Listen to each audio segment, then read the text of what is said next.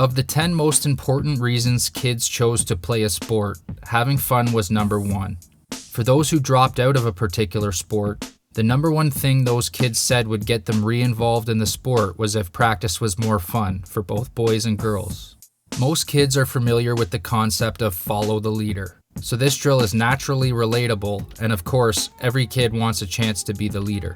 For this drill, evenly space 16 cones throughout the neutral zone or one end of the floor, forming a square. Have players put their sticks into a pile, with a coach or player selecting a stick to be the leader, otherwise select the leader the old-fashioned way, by acknowledging someone who has been living up to the team values.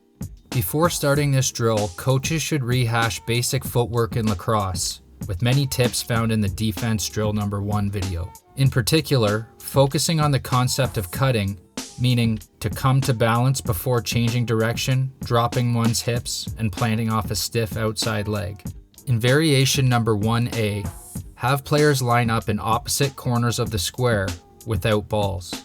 Players run first as individuals, taking 1 rep each, and changing directions at each cone, eventually joining the opposite line. Later, both lines join as a pack, following the leader in a zigzag formation at jogging speed, with players attempting to touch the person in front of them with 2 hands on their stick, which is variation number 1B.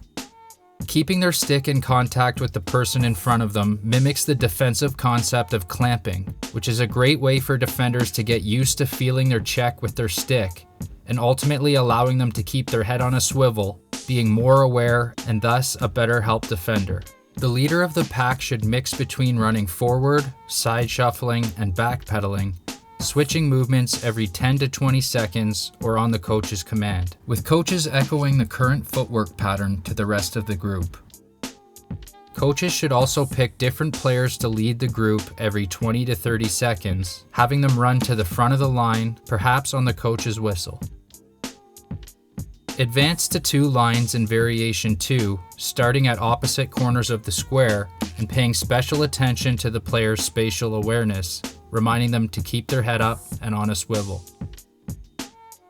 Variation number 3 is the same as the previous variations, except players start with the ball and cradle around the pylons, being sure not to let the person in front of them get too far ahead, and coaches reminding the leader to slow down at times in order for the pack to catch up.